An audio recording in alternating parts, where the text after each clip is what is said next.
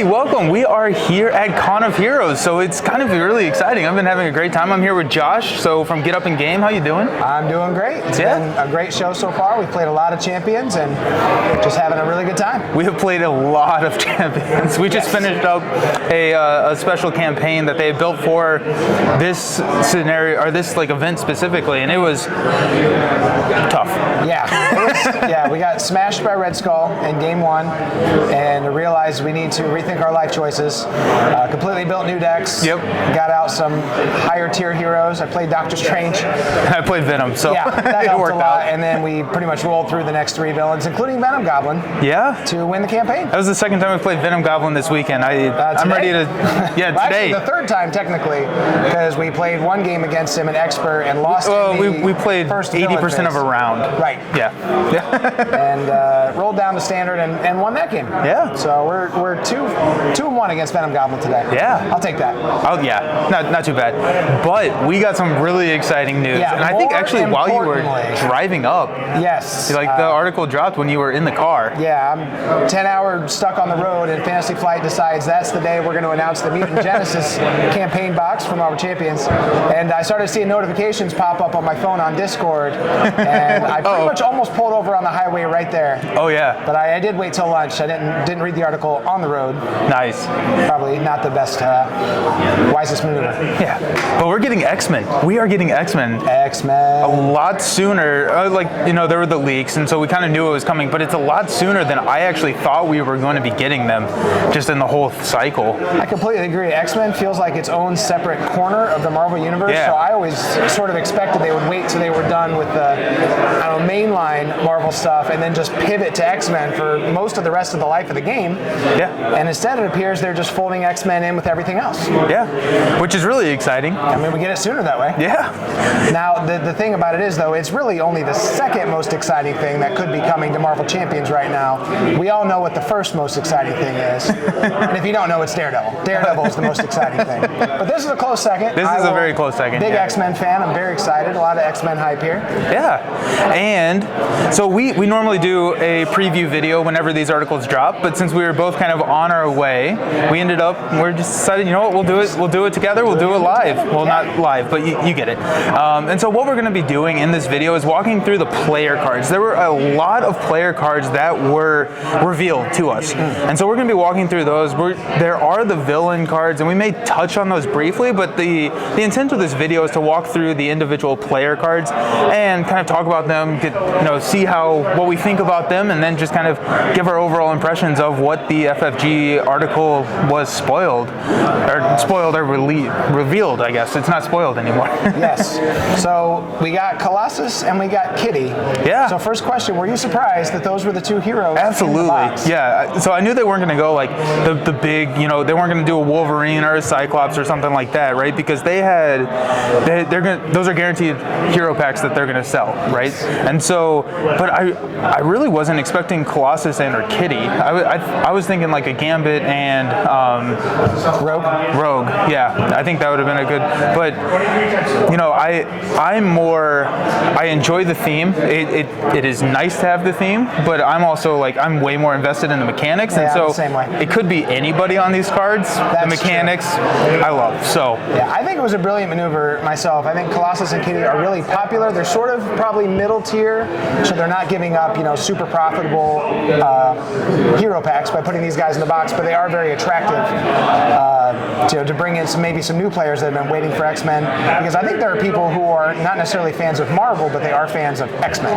I think there's actually a lot of people like that. So I think this is going to bring in a lot of new players. And we talked about this a little bit earlier on the Discord, but that is an element of the article that I think we both sort of noticed, that it feels like this is actually maybe a step backwards in complexity yeah, very much so. Because I think they know they are going to be targeting a new player base, hopefully. Yeah. And so, like I said, we said we might not talk about the villains too much, but they seem relatively simple in comparison to, say, the Sinister Motives villains that we've actually played. It seems all like of on par with like Red Skull.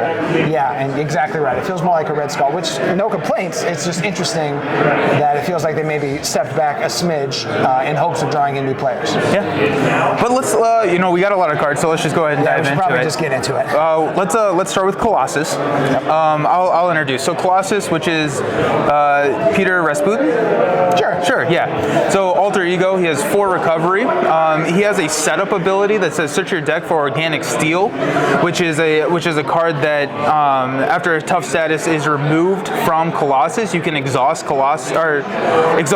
organic steel and then give him a tough status card. So it's like you get just kind of like infinite tough status cards, which is pretty cool. He's going to get a lot of tough statuses. So if he loses one, he gets one back. It is a 2-cost upgrade, so you're guaranteed to start with in your hand, but that's going to cost you half of your hand to get that on the table at the beginning of the game. That's true, and so he has a starting hand size, or he has a printed hand size of 6, so that does take it to 7. And so you're going to be able to get that there. And then whenever you flip over into alter ego, you get to shuffle a card into the deck, which I assume it's probably going to be this card. It's interesting. That's the 3rd hero we've seen that has that kind of War Machine can do it, Miles can do it, and now Peter. I mean, I don't mind seeing similar abilities on alter egos, but I think that heroes cards are very important to what they're doing when they get an ability like that to bring that back. So, and then his hero card, he only has a 4 hand size, so he's one of those. 1 thwart, 2 attack, 2 defense. So, which is crazy. Like I was figuring Colossus would be like the 6 defense character, but whatever. But he can have an additional tough status card, and when he flips into hero form, he just gets a tough status for free. So that's kind of like adding a lot of free hit points or free defense right there. Right. You might think, well, great, he's never going to take damage because he always is going to get a tough status. But we see his cards, he can actually use the tough status as a resource to power other things. So that's pretty neat. It's definitely something we haven't seen before. Yeah, I'm super excited to see how this works because, health is a resource. Your cards in your hand are a resource, and now we're seeing ways that they're introducing new types of resources into the game without actually introducing new elements into the game. And so, like his card Iron Will gives him a +1 thwart, which brings him to a 2/2/2. I think we didn't say he's a 1/2/2. Right. And then after a tough status card is discarded from Colossus, you get to draw a card. And so now you can trigger both the Organic Steel and the Iron Will. So if he takes damage, or we'll get into some cards where you can discard these tough status cards to get good stuff, but say he takes 15 damage to the face, you discard that 1 tough status and you get another tough, and then you get to draw a card. So, I mean, once you get those 2 out into play, it's not like how Drax, he has the 4 hand size, but then if he gets the Dweethite Mastery, he's going to draw a card back every time he attacks. So the Iron Will sort of makes up for that low hand size. Yeah. So what are some of the things that we can do with the tough status cards? We have the cards here, and they'll be somewhere on the video, but... Well, we have the event Bulletproof Protector. It is 0 cost. It's a superpower, so you can use the Death Focus to pay that 0 cost. It is a hero action. Discard a tough status card from your hero and either get 2 tough statuses back, so basically get a free tough status, or to ready. Which is nice to have a free ready. Yeah, and which is funny because this replenish itself if you have Iron Will on the table. Oh, it's true. Right, so you would discard a tough status card, and then I guess you would draw a card and then put 2 tough statuses on because it's anytime it's discarded from Colossus. That's right. Yeah, and so there's a lot of synergy within his kit. Yes. Another one is the Titanium Muscles, which gives him +1 attack, which would bring him to a 2/3/2 once he's kind of fully built. Which, that's a big stat line. Yeah, and having the 3 attack will be nice because the Bulletproof Protector can potentially ready him, so that's 6 damage from attacking right. in turn. Yeah. And we don't know how many copies he has of these cards, so he might be able to do it more than once. Oof, that'd be crazy.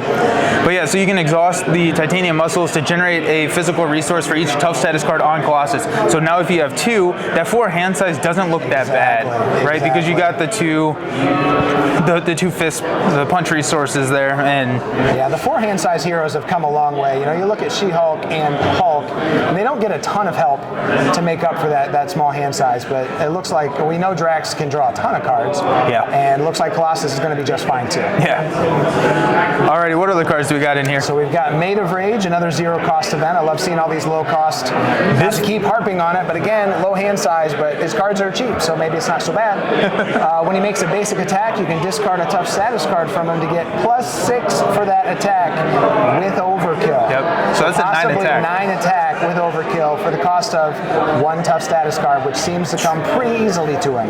Right. Be just a monster. So like, okay, so I'm gonna, this is showing how little prep I did for this, but we're here, whatever. We've been playing games for the last 2 days. What is the Hulk card that gives him +10? Hulk Smash. Hulk Smash, and that's a 3 cost? Yes. Yeah. Okay. And it has to be all paid with punch resources to get the overkill. Oh, geez. So, Made of Rage, a little bit easier to play. Yeah, this almost feels like what the Hulk should have been. They keep doing that, don't they? They keep giving us heroes that we wish the Hulk were. Yeah, this is a Silver Hulk. But, I mean, like, this is going to be great. I feel like just from the cards that we have seen, we have a couple more to go through, but he's going to want to be flipping a good bit, right, to get those tough status cards, because whenever you flip down, you get to shuffle a card. Flip back up, you get to, get yourself a tough status War card. Machine-esque in that way. Yeah. And similar to War Machine, not so good at thwarting. Right. So that makes it quite challenging in solo, and for me at least, pretty much solo only. Right. To see heroes like this, it makes me a little nervous. Am I going to be able to flip down as often as I need to? Yeah, are you going to play anything but Justice or Leadership? Yeah. And, like, his cards lean really well into damage potential and damage mitigation. And so maybe, that Leadership and Justice, shores up his weaknesses, or sure. in, like, a higher player count game, which, like, we've been playing a lot of 3-4 player games. It's like, you can see how you can lean into it. So, like, a protection, right? Perfect defense is going to be pretty easy with him, I feel like, right? Because all that tough. You get all the tough, and you just run all the zero-cost defense events. You'll be fine. Or aggression, you can, like, this feels like a very fun kind of like overkill minion destruction deck, because +6 overkill, then you get all your follow-throughs, and you can, I don't know, it just seems like a lot of fun. Yeah, he's looking good. These pure damage characters usually aren't my favorite, but I am a big fan of the character. And we didn't really talk about our familiarity with X-Men at all. We just sort of jumped right into it. But I don't know about you. I'm a huge X-Men fan. Comics from when I was a kid. I actually just got done watching all 5 seasons of the cartoon. Just because they showed the yellow hover wheelchair for Professor X in the Doctor Strange trailer. Yeah. That was enough of an excuse for me to watch 5 seasons of a 30-year-old cartoon. That's awesome. But yeah, I'm a huge fan, and yeah, so it's... Ooh, speaking of Professor X, we got a card that we have to get to here in a little bit. Yes. It's going to be interesting. But we didn't talk about Steel Fist. Oh, yes, Let's go over okay. that one real quick. 2-cost event. Another attack, deal 5 damage to an enemy. You may discard a tough status card to stun and confuse. So maybe we should have talked about that before we talked about how hard it's going to be for him to flip to alter ego. That's true, He's got confuse built in, and like he mentioned, Professor X is going to help with that too. So some of the weaknesses that often come with heroes that want to flip down, it sounds like he's got some of that covered. And that's a huge value, right? Especially 2 for 5 with Stun and Confuse, yes. Yeah. They're clearly valuing those tough status cards fairly highly. I think generally tough is considered worth about 3 resources in the game, and so 1 tough gets you a Stun and Confuse. Yeah. Pretty good. Very, very, very good. And then the last card that we have seen for Colossus is called Armor Up. This is another zero-cost event. Oh, this one is so cool. Yeah, right? And so it's an alter ego action, which is really cool. So you're flipping down, right? And then you have all these problems, right? Especially in solo, when you flip down, you're going to thread out. You're going to lose the game, because that's just how it always goes. He'll scheme, draw an advance, you'll lose. It happens every time. However, this Armored Up is an alter ego interrupt ability, which, like, we have very few alter ego interrupt abilities. I don't know if we have hardly any. Yeah, we got Warning? No, that's just an interrupt. I don't even know. Okay, so maybe the first one ever. Warning since the second day the game came out. That's fair. But so this says when the villain activates, change to your hero form. Yes. And so the way that I read this is that if he is going to be scheming, you flip up and then he then attacks you instead. And whenever you flip up, you immediately get a tough status card. Yeah, so you get to flip down, get to shuffle a card back in, whatever other benefits he might have. Go up to your 6 hands. Right, draw more cards. And then when he goes to scheme, you're going to get to go straight back into hero form and avoid that scheme, avoid that extra threat, get the tough status immediately. Yes. I want 2 of these. And possibly, you know, if you want to run things like surprise attack or lay down the wall, things like that. Perseverance? Yeah, any of those changing form cards, he's got a way to make use of them. Yeah. So Double Life is my favorite card in Miles Morales' kit, and I love that they're playing with these cards that let you quickly change forms back and forth. So it's almost the opposite of Double Life in some ways. It's really, really neat. And it's cards like this. I wish War Machine had a card like this because I find him really difficult to get down to Alter Ego and then flip back up. And he's required. Like, you have to do that to get those ammo counters. Right. And they gave Colossus a nice, easy way to do it. It's awesome. I'm afraid we're only going to get 1 of these, but it is number 14, and I think we saw another card that was number 15. So there's a decent chance that's 9, 4, 12, 3. You know what? Totally lied. We may be able to get it. I hope there is. Really Miles cool. has 2 double lives. Yeah, Miles does have 2 double lives. So yeah, I mean, there's precedent there to get 2 of these. But it's just so much fun. It's just completely different. You know, where this will be the 5th campaign box, and it almost feels like the start of a whole new branch of the game. You know, like I said, X-Men is really kind of its own thing in Marvel. And we talked a little bit about how I personally was expecting the X-Men to feel somewhat different in the game somehow. Like maybe they would have their own new keyword that would set them apart from the other heroes because they feel so set apart in the Marvel universe. But what we've seen so far from Colossus and Kitty, they play exactly the same as other heroes. There's nothing that really differentiates them. So they're just really just what we're used to. But what's neat is that they're still coming up with exciting new ways to make these heroes feel interesting. Every single time a new hero comes out, I'm just super surprised with how they have managed to just breathe new life into the game. And so I'm really excited for that. But yeah, that's Colossus. What are your thoughts on Colossus? I don't think I would have been excited if you had told me Colossus was going to be one of the heroes. Because I do like the character, but he's also just a big bruiser, and that's not particularly my play style. I like sort of the more, the kookier heroes that are going to be doing like kind of weird side-to-side stuff, and it feels like he's just really straightforward. But they've done some things that make him look really fun to play. So I'm very excited. And he's such a good character. He's such a great. You can't not root for Colossus. He's just a really stand-up, great person, and I'm excited to beat up some villains with him. It's gonna be great. I'm excited to see him in all types of aspects. I think he's gonna be a really fun multiplayer because even if you are running like a defense build and 2 players, you have 2 tough status cards. Like you can control the table. It's gonna be great. It's gonna be great. So I am very excited for Colossus. We'll see, but this is gonna be probably my favorite out of the 2 in the box. And actually there's 4. Well, that's what I was going to say, because out of the 2 in the box, I can maybe see that, but out of the 4 they've announced, and we'll talk about that maybe in a little bit. I doubt he'll be my favorite out of the 4, but we'll see. I don't know. He feels right at my play style. Having played about 12 games of Marvel Champions with you this weekend, I agree. All right, let's talk about Kitty. So tell me about Kitty. All right, so Kitty Pryde goes in a pretty much completely different direction. Her alter ego ability is she gets to put a mass form upgrade into play, solid side face up, so you're probably immediately thinking about Vision, and we are getting something similar because her power set is somewhat similar to Vision. She can turn intangible, she can phase in and out of things, she messes with things as she phases through them, pretty much exactly the same way Vision does. So hopefully we don't have a lot of some of the same rules questions we had when Vision first came out. Is this part of the deck? Is this part of, do you build a 41 card deck, or do you? Couldn't tell you, but it's set up so it comes into play last. Thankfully, it doesn't apply to her hand. It's an Ultron drone, but it's a double-sided Ultron drone. No, it's not. It never will be when I play. But yeah, let's look at that.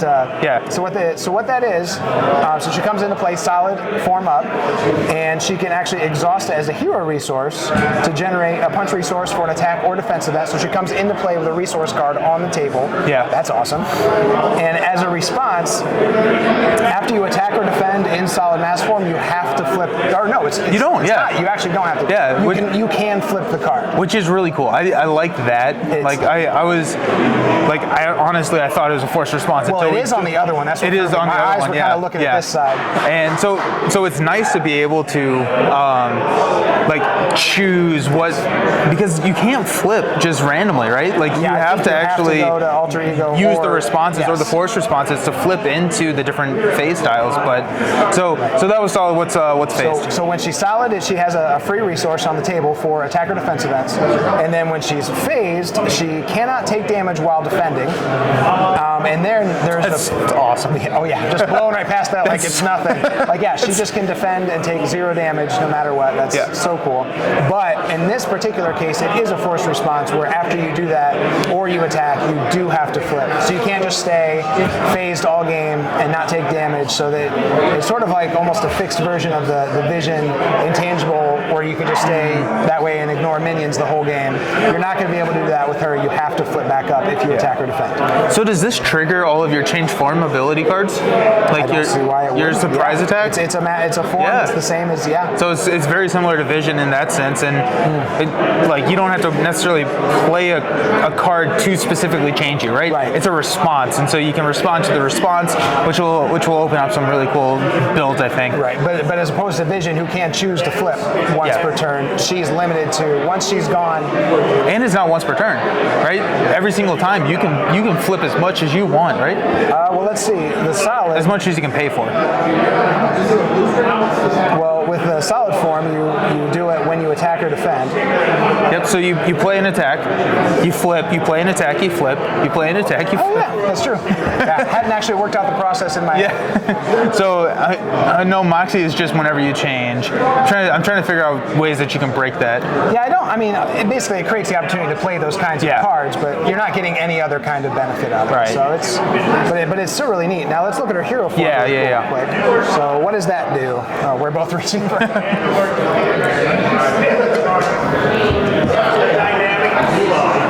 Oh, me. Okay. So so Shadowcat. Very prepared. Yeah. Shadowcat's the 2/2/2 stat line, pretty standard. And then her selective intangibility. So while you're in phased mass form, Shadowcat ignores the guard and patrol keywords and crisis icons in play. And so phased mass form is the one where she cannot take damage while she's defending and has to force response to come in, which I don't like it. Well, here's the thing that I find interesting is when I read this article, I think I was where you are right now because I, again, only really play solo, so I see that and I think that's incredibly limited. How much guard and patrol and crisis am I going to be really avoiding? But then here at the con, I've played nothing but 3 and 4 player games all weekend, and there's guard and patrol and crisis everywhere when you're playing multiplayer because so many cards are coming out, and especially if you're playing the newer scenarios, it seems like they're really packing those in. So this might be just a little bit more useful in multiplayer, but it is still limited. There's no denying that. You could potentially never see these things in certain scenarios. Yeah, and so it's a little bit, that particular hero ability is a little less exciting. Yeah, and if there's a guard or patrol minion out there, I probably want to take care of the minion. Yeah, you just want to kill it. Right? And it's in the crisis icons, that actually makes sense, right? If you can just ignore crisis icons, that's actually probably pretty good. You flip that up if it's only a crisis icon, then that's great. True. You never talk to about get rid of that threat. Well, as long as you're in phased, right?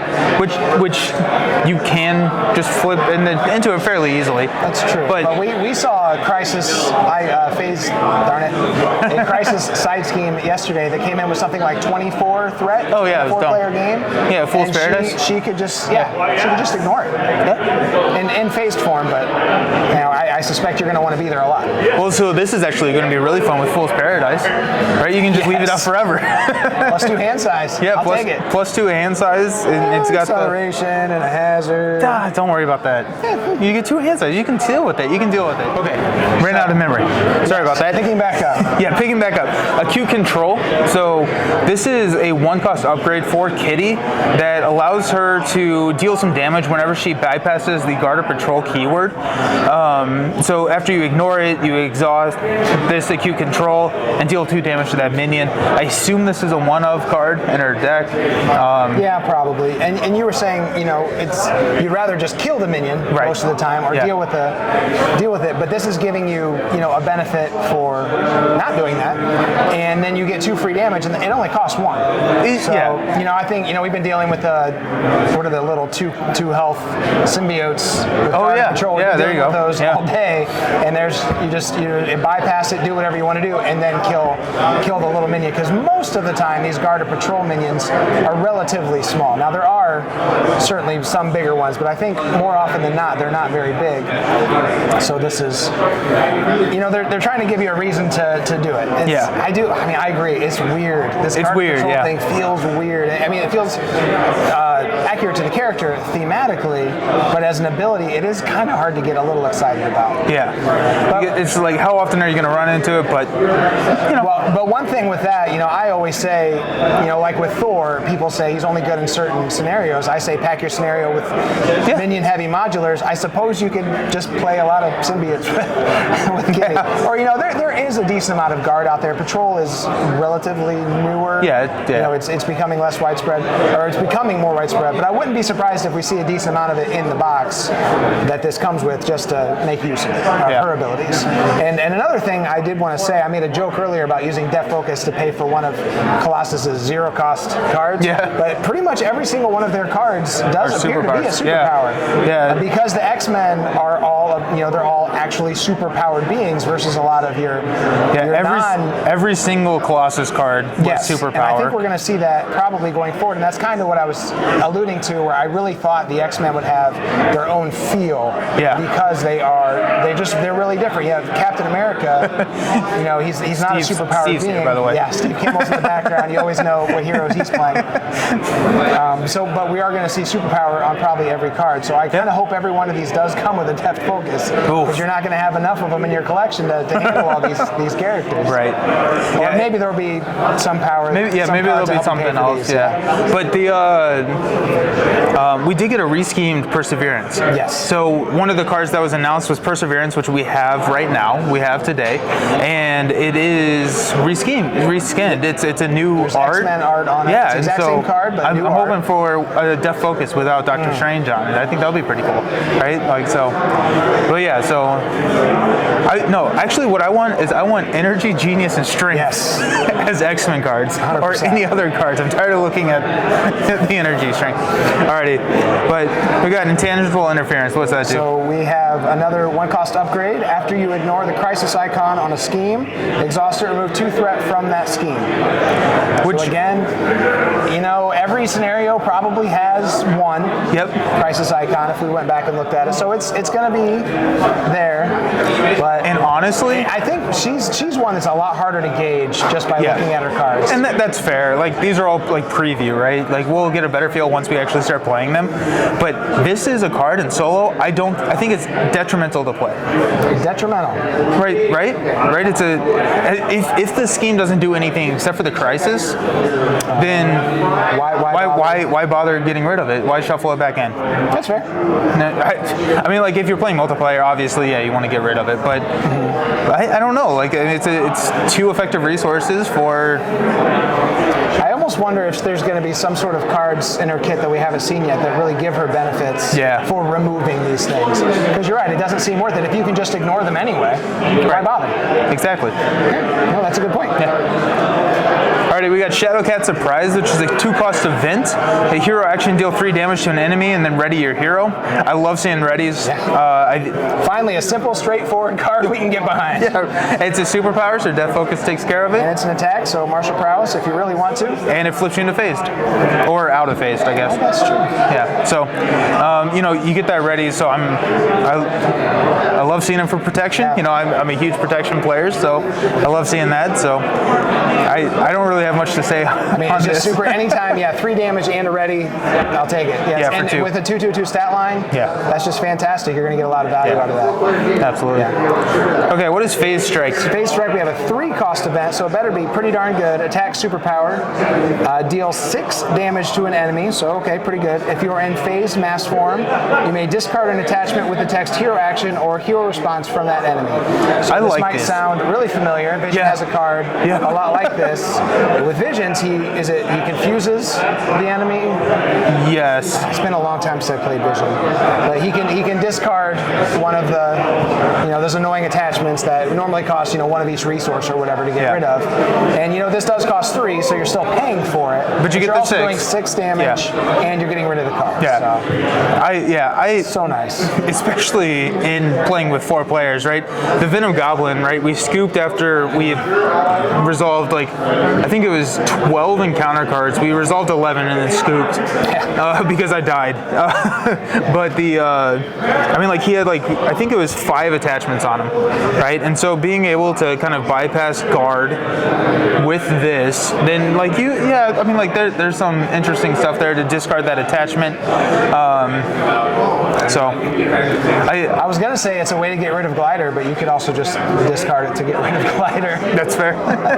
But you get 6 damage. Yeah, you get the 6 damage. I hate that card. I hate Glider so much. Whose idea was that? Bugs! And then he ran. Yeah. I feel like... We wish you the best. Yeah, absolutely. I feel like this is... they had 2 ideas for Vision. And then they're like, you know what? We'll just do it too. We'll just do it twice. Well, that's what's interesting, right? We have a lot of heroes. Marvel Universe is really big, and we have a lot of heroes that have pretty similar abilities, and they've done a great job of differentiating. We look at just Iron Man, War Machine, and Ironheart are fairly similar heroes, but they play decently differently in the game, and they all have their own gimmick. But, phasing does what phasing does. Yeah, that's fair. And that's how we see the cards work, and I think it's cool. I love the consistent theme, and it really feels like phasing. I love it with Vision, and I love it here too. Yeah, it's really cool. Alrighty, quick shift. What's that do? So it is a 0 cost event. It's a hero interrupt defense. So here's her defense card. When an enemy attacks, if you are in solid form, you get to change to mass form, which means you're not going to be taking damage if you defend. It's great. Oh, and it is a defense, so you don't even you count as defending, so you won't take damage. It's beautiful. And if you're already in phased form, you get to draw 2 cards. Yeah, and then you'll flip into. Right. After you defend, you'll flip back to solid. Yeah, so you're coming in with 7 hand size. I love 0 cost defense cards. I think this one's really cool. It's one of those that it's hard to kind of judge without seeing the rest of her kit and understanding what your deck build looks like. But I think in the right situation, almost any situation, going from solid to phased is excellent. Yes. Coming out, right? So if you're in phased mass form, you play this. Do you immediately come into dense and then you can take damage, or how does that work? So when an enemy attacks, when phase says when you defend, we have to look at these again. It's a response. Uh-oh. It's a response to flip out. So after you attack or defend, you have to flip. Yep. So you would still not take any damage. You would draw 2 cards, then you would flip. So that's awesome. Works exactly how you want it to. Yeah, awesome card. Love it. And you get to trigger all your unflappables. You get to defend and take no damage. This card all day long. Plus 2 cards. Unflappable gives you 3. You're rolling into your turn with 8 cards. Let's go. It sounds like a ton of fun. I love. They've really done a lot for protection between Ghost Spider and it looks like Kitty. Yeah. Hopefully people can finally stop posting threads on BGG. Is protection worth playing? Should I just throw away all my protection cards? No. You can send them to me. Alrighty. This card is just cool. I'll let you take this one. Oh no, go for it. All right. 3 cost upgrade, Phased and Confused. You attach it to an enemy, and then when the attached enemy would attack, you get to discard it, discard this card, and then you confuse that enemy. So they don't get to attack. Yeah, it's webbed up for Confused. It's awesome. Yeah, and it only costs 1 less, so that's nice. Which is crazy. That. I would think Confused would be more valuable than Stun. Yeah, I think it would be. And maybe that's just power creep, or so over the course of the game, maybe webbed up was slightly overcosted, but that's going to be really nice. Now, does she have any good reasons to go to Alter Ego? I would, if Colossus had this, hooray. Right. We know that she can flip down and change her form. She has an action in Alter Ego to flip her mass form. Right. So, but either way, Confuse is always nice. Get down, draw some extra cards. Right. All that. And, I always think everything's solo-centric, but, some people play this game multiplayer, turns out. Crazy. So Confuse on the table is just going to be nice. Yeah. And you can cancel the attack. Yeah. So Stalwart, Steady. The Confused doesn't, but still, But you get to cancel. Sometimes a Stalwart villain paying 3 to make them not attack is way worth it. Is way worth it. So yes. Oh yeah. There's a way to get, like against Thanos, it's a way to stop the gauntlet for a second. Oh. The relentless assault of the Infinity Gauntlet. Gosh. We experienced that not too long ago. So yeah, what are your thoughts on Shadowcat? I just think she's so hard to judge. Yeah, Looking at her cards, I mean, I have nothing but the utmost faith in the designers of this game. I don't love every hero, but I'm always impressed with the design of pretty much every hero. Yeah. And I gotta believe that this is gonna be good. This is gonna be cool. We see all her cards. There might be cards that come, aspect cards that come in her deck that sort of play along with this stuff a little bit. So, but I don't want to say cautiously optimistic because I assume she'll be fun. I just don't know what to think yet. Yeah. Colossus seems obviously cool, like just so straightforward, and you can tell how he's going to play and how it's going to feel with her. I really don't know. Yeah, and so what I find kind of interesting is that the villains, which we're not really talking about in this video, seem fairly straightforward. She does not. Right. She feels fairly complex, and so that is kind of an interesting choice, I think, for me. I think Colossus feels like he could be played by someone who's first sitting down at the game. Right. But Kitty feels very, I don't know. We'll have to see, but she feels very like programmed, and so it may be kind of difficult for a new player to sit down and play with her. So I can see that because I remember opening Vision for the first time and really struggling to play him well the first few times, trying to figure out when to change forms. And his is a little bit more voluntary. Hers is somewhat mandatory, but yeah. It's going to be cool. I'm actually really looking forward to trying her just to see what it's like, what it feels like. Yeah. So. There's going to be so many heroes right there at the beginning. Yes. I'm just going to lock myself in a room and never come out and just play Marvel Champions. We haven't mentioned it in this video, but they also announced that Cyclops and Phoenix, Jean Grey, are coming out on the same day.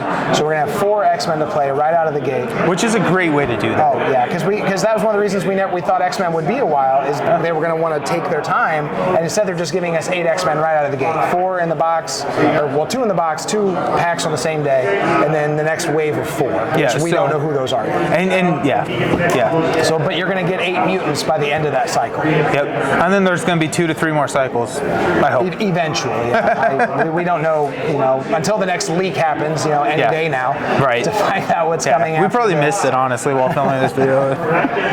Okay, so they did spoil some aspect cards as well. So let's go through those. So Colossus is coming with a precon of protection, which, let's go. We've already mentioned the reskin of Perseverance, which says Wolverine on it, which is pretty cool. You can see that somewhere on the screen. But we got Powerful Punch, which is I think this is a really cool card. This is different. So this is one of the very few 2-cost defense cards that we have in green. So most of those defense costs are 1, and so it's kind of weird, but it says that whenever an enemy initiates an attack, deal 4 damage to that enemy. So it's an attack and a defense. And so if you can kill the minion or whatever the villain that's attacking, then you can trigger, I guess it would just be a minion, you can trigger all of your cards because you are considered defending at that point. It has the defense designator, so must count. I love it. I think it's awesome. So it's tricky because a 2-cost event in protection, I mean, there's a reason why I think protection events cost 0 or 1. Is it empties your hand by the time you get to your turn. There's not much left. So you're going to be playing out most of your hand on the villain phase, but it looks like you're going to be getting a lot out of it, if you build for it. Yeah. So, and it's before if it's a minion, you won't take their attack. So you get to prevent the damage as well. And like Colossus, right? If you have the upgrade that gives you a fist resource for every tough status, if you have 2 tough, you can kill something before it even knocks it off. I'm excited for Powerful Punch. I think it's going to be cool to build around. It's also just different, right? We've seen a lot of the same kind of defense events, and so it's nice to see something different. It's like a souped up first hit. And that's one of the big criticisms of protection. And certainly it was true for a long time. You just felt like you couldn't deal damage. You can keep the game going until you thread it out. You were going to stay alive, but you couldn't turn around and kill a villain, and they're definitely correcting that. Yeah. And that's that'll trigger Flow Like Water. So there's an extra damage. Oh there. Yeah. It's good. Cool. Good. So now we get a 3-cost protection ally, Polaris, which is really cool. Magneto's one of Magneto's kids. Assuming it's still, they change things in the comics all the time. I don't think Scarlet Witch is Magneto's daughter anymore, but hopefully Lorna Dane still is. She has 1 thwart, 2 attack, 3 health, and after she enters play, you give an X-Men character a tough status card. Colossus loves her. For 3, you get 3 activations or 2 in a block and a tough status card. That is amazing. That's amazing incredible. Value. Yeah, we're actually finally getting some good green allies. Yes. We had like 2 of them before, and now we're starting to flood it with a little bit more. Yeah, I kind of wish you had 2 fort and 1 attack instead, but that's greens. That's green for you. Yeah. That's just what happens. But it doesn't have any like restrictions on who can play her. Like you can throw this in any of your Avengers or Champions decks as well. And even if she's the only X-Men in your whole deck, you just give the tough to her.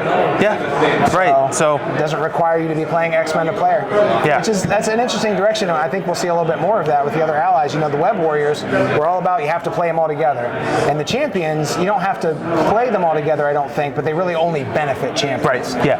And, here we're seeing it being less restrictive even there. Because I think with the Champion stuff, it's usually give another champion something. Yeah. And here she can give the tough even to herself. That's really cool. And I love that art. Yeah, she's a cool character. That's exciting.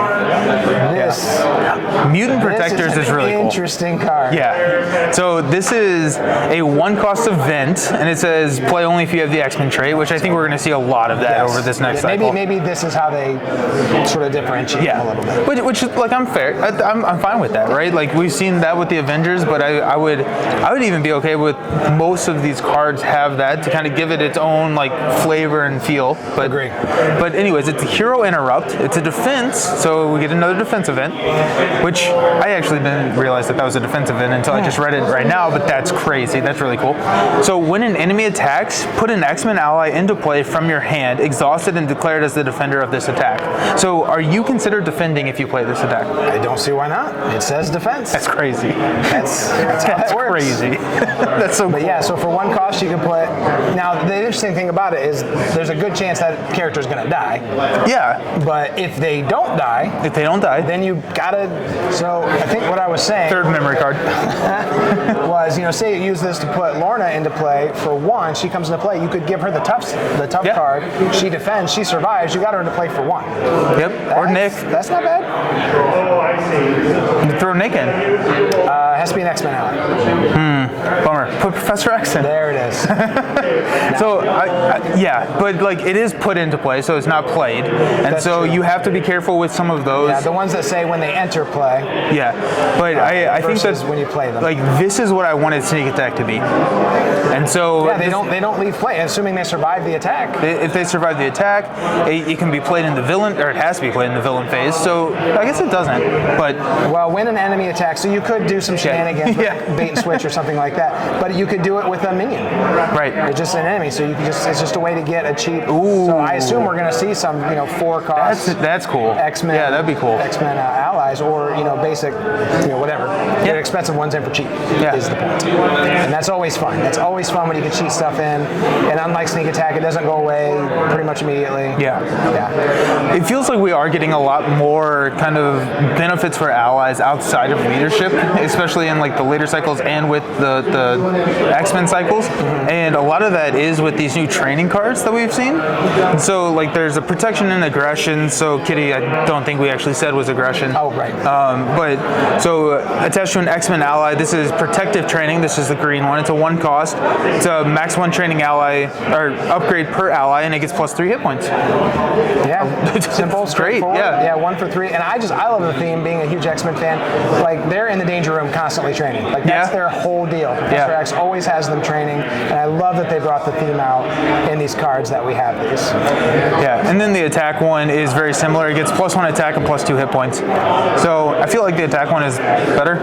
Yeah. Yeah. But they always hate green allies. So well, and we haven't seen a lot of them, so we don't know. But even just Lorna attacking for 2. You give her 3 more activations of that for 1. That's pretty good. That's really good. That's 6 damage for 1 and green. You don't normally get that.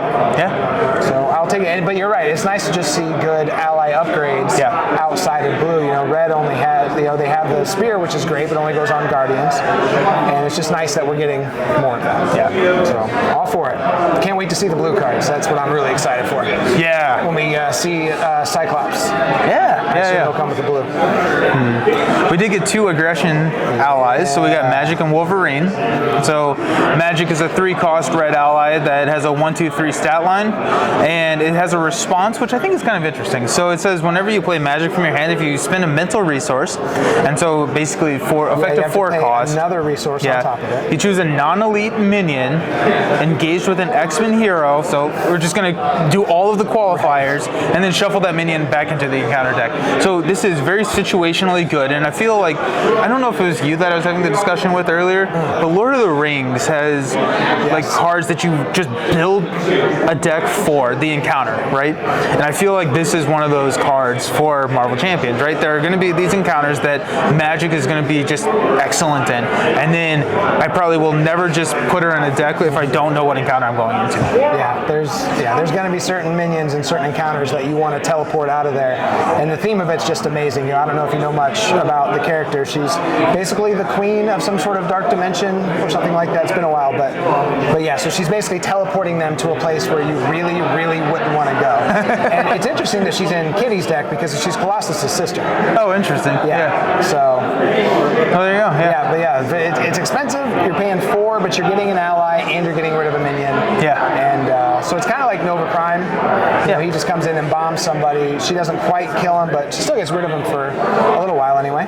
Yeah. And they're really leaning into the mental resources with the aggression cards. Yeah, that's one thing I've noticed. Like, she doesn't have it, but she requires a mental resource. That's interesting. And we've just been looking at the Nova cards that honed is a home technique that requires 2 mental to play. Gosh, that was so much fun. That's so much fun. For paying a mental, so it's weird. It used to be all about the punch resources, and now they're going a different direction. So just a different way to build decks. Focus on different cards. Yep. I'm most excited about Wolverine, though. Everybody's going to be most excited about Wolverine. Tell me about Wolverine. So he's a 4-cost aggression ally. Yeah, 1 thwart with 1 consequential, 3 thwart or 3 attack with 2 consequential with 4 hit points. So you hypothetically are only going to get to attack with him twice for 3. But wait, there's more. But his attacks gain piercing, so that's just, I always love to see piercing stuff. It's so annoying. And after your turn begins, you get to heal 1 damage from it. So even if you do attack for 3 and he takes 2 damage, you're going to get 1 of that back. So you could still hypothetically attack with him 4 times or 3 times in the block. And if you go back to and the article calls this out, but if you go back to the attack training, you give him +1 attack and 2 hit points, that's just that many more times you get to attack for 4 with built-in piercing. No spear required. Yeah. It's awesome. And it's what you want out of a Wolverine. Well, other than maybe a free ready or 3. Yeah. it's what you want out of a Wolverine ally. Right. I've seen some people speculate they're a little nervous now that we're getting that ally right away, that we might not be getting a hero in the first wave. I highly doubt. Yeah. I think they'd be absolutely crazy not to bring Wolverine out relatively soon after this. Same. If they're trying to capture a new market, so I don't think there's anything to fear. In that regard. But again, no qualifier on being an X-Men to play, so I really want to build, the Spider-Woman aggression leadership. Really good point. Right? Yeah, so you go like that. Boot camp and command team and just like have Wolverine just go. Yeah, well, I don't know, if you've read the comics, Wolverine's in literally every single comic that comes out every month. Oh yeah? Oh yeah, it's amazing. They even make jokes in some books like, how do you have time to be on every team? That's funny. Because he's their most popular character, or at least top 2 along with Spider-Man. Yeah. So it makes sense that he's totally playable in every deck. Yeah, I'm excited for Wolverine. Whereas Magic requires, an X-Men hero to be, useful. Yeah. Wolverine, you're just going to see a lot of him. That's fair. So awesome. I love this card. This is an interesting card. I love the design of this card. So this is a Gatekeeper. It's a 0-cost red upgrade, and it says attached to a minion, and the attached minion gets +2 hit points, which is bad, and gains patrol, which is actually pretty good for Kitty. For Kitty, yeah. Yeah, which I guess I didn't think about that. But it does say interrupt. Whenever the attached minion is defeated, you remove 4 threat from the main scheme. So it's 4 threat for 0 in aggression. Yeah. At the price of 2 extra hit points. Which is okay. Which is not that hard. Red can handle that. Red can definitely handle that. Yeah. And I'm excited to see what they do with more of these types of cards, where you're beefing up side schemes, you're beefing up minions to kind of get that benefit. Like, I assume we're going to see a Justice card that kind of looks exactly like this for a side scheme. Raise the threat level by, or add 2 threat to the scheme, and then deal 4 damage whenever you beat it, or something like that, right? Yeah, speaking of side schemes, I just kind of sighed because I was just reading it again. It is remove 4 threat from the main scheme. Yeah. And that's always always hard. It's so, I think Chase Them Down is still the only red card that can take threat off the side scheme. Maybe. Because I know Into the Fray doesn't. Yeah. It is not a fort. That's true. So I think it gets around Crisis, but not Patrol, or the other way around. It gets around Crisis, Patrol, but not. Threat can be removed whatsoever. Yeah, so it gets around Patrol, but not Crisis. Yeah. So, I mean, there is that. That's nice. But it's interesting that you're going to be, like you said, it plays well with Kitty. That she's going to be giving somebody Patrol just so that she can then ignore it. Yeah, deal damage to them. Yeah, because she'll get, and her upgrade will then basically negate those 2 hit points. Right. Yeah. So. Yeah, that would be cool. That would be fun. I mean, it feels like a lot to set up. To be useful. Yeah, that's always tricky. It feels like a Spider Tracer a little bit in that way. It's a lot of work. Yeah. To just remove some threat, but it could be fun. And again, maybe you build for it. Maybe you play Looking for Trouble. Yeah. Which isn't. That was another one that only removes from the main scheme, I think. Yeah. But it'll be interesting. But yeah, and it doesn't have to be just for Kitty. That could go right in those, those minion summoning. Oh yeah. decks, this could go in Thor. For Rocket. Yeah. Valkyrie things. Thor like loves that. this card. Yeah. It's just like you said. It's just an interesting design. It's completely different from what we've seen. Yeah, it's really cool. Yeah. Love it. Okay, so we got our last red card, which is Team Strike. So this is another one of those you can only play if you're an X-Men. So 1 cost event. It says exhaust your hero and any number of X-Men allies deal X amount of damage among enemies in play, where X is the total attack of all the characters exhausted this way. So you can divvy it up, which is crazy. Yeah, I mean, even just Wolverine and your hero, that's probably going to be at least 5 damage for 1. Yeah. That you can split up however you want. Now you have to exhaust everybody. But you don't take consequential. You don't get the consequential, and it's giving you the ability to spread the damage however you want. It's like which makes it incredibly efficient. Yes. Yeah, it's really neat, and it makes me think. The Team Strike, we're getting Colossus. We assume we're getting Wolverine. It just makes me hope for a fastball special card. Yeah. At some point. Yeah. If they get a team up card. We have the blue elf, the fuzzy elf with Wolverine. Yeah. But we have to get a fastball special at some point. Right. It's so cool. And then the last card that we were talking about. I have been wanting, not Professor X specifically, but this ability in the game for so very long. We got Professor X, Charles Xavier, 3 cost ally, basic. 3 thwart, 1 consequential, 0 attack, 1 consequential. I think that's funny. If he attacked, he would still take a consequential. He has the Psionic trait, the X-Men trait, 3 hit points. I'm dragging this out because I'm so excited. He has a response after he enters play. Choose 1. This might sound familiar to you. This is basically the Nick Fury of the X-Men. Confuse the villain. It can stop right there. Yeah. And I would be so happy. I don't know why I'd ever choose anything else. Yes. In basic, this does not require you to be playing an X-Men character. Yeah. Anybody can put this in their deck. We finally have a Confuse in basic. Just a card you can put in every deck you build. If you want to, you can also stun a minion, already an X-Men character. And at the end of the round, if he's still in play, you discard him, so he takes a hit for you, similar to Nick. And 3 thwart. But it's incredible. He comes in, he thwarts for 3, he confuses the villain, so you can flip down to get your organics, to get your tough statuses, to shuffle your cards in, whatever you want to do. War Machine can flip down, flip back up to get his. It's just this card needed to be in the game. Yeah, and I'm so happy that it is, and I'm so glad there's Professor X. It costs awesome. 2, or it costs 3, but I don't see myself not running this in any solo deck. Yeah, right. I mean that's I suppose a downside. It is, sort of becomes an auto include. Has the mental trait, which immediately makes me think of Wasp. Yeah, true. Kind of everything makes me think of Wasp because I love her so much. But seriously, she is going to love this card. That's incredible. Yeah. So 3 cost for a Confuse, 3 threat removal from a side scheme, right? Yes. And then a block. True. Now the interesting thing, the tempo is kind of interesting because, like you say, it's a block, so you're probably not going to flip down immediately. Right. You're going to confuse them, stay up that turn, take the hit, and then next turn flip down. So that's kind of an interesting thing. So there's a chance you could lose it to like an advance or something like that. But still, you get rid of advance, right? That's true.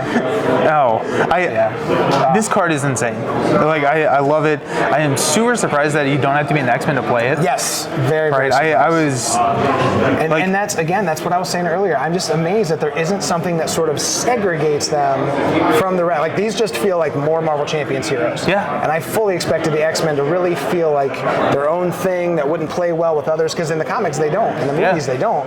You know, there's no interaction, very little interaction with the rest of the Marvel Universe. It happens, and it always feels kind of weird and special when it does. Right, yeah. But here it's just like throw Professor X in War Machine when I don't even know if they've ever spoken to each other ever in their entire lives. It's so cool. Oh man.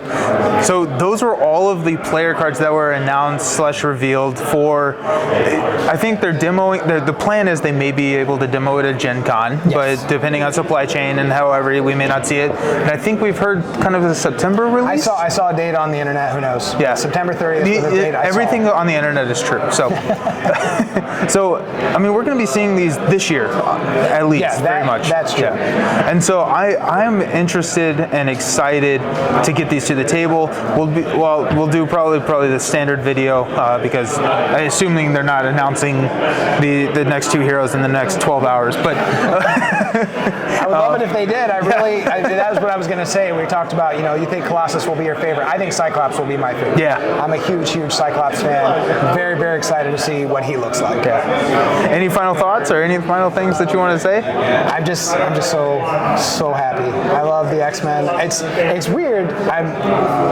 There's a bittersweet thing here because it really does mean Daredevil's at least 8 to 10 months away, probably. Right. Yeah. And that's assuming they don't do 2 X-Men waves in a row.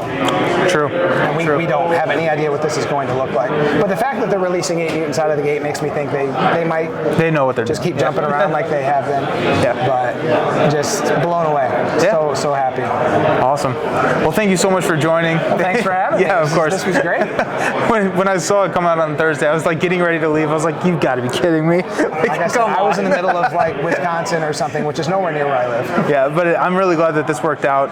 But yeah, so you can find Josh, Get Up and Game. All of his information is going to be in the link below the video, so go ahead and subscribe to him. Yeah, he does a lot of fun videos, playthrough videos that like mess with stuff. So you should go definitely check out his Ghost Spider Mysterio video. That one's my favorite. That was fun. But yeah, so you can find the link to those in the description. Join the Discord, like and subscribe to the video. It really helps the channel out. I appreciate you all. I'm going to stop talking before we run out of memory again. Go to our fourth But see you around. Let me know what you think about the release from the FFG article in the comments. Talk to you later. We're going to go play some more Marvel Champions. Take care, folks. Bye-bye. See you.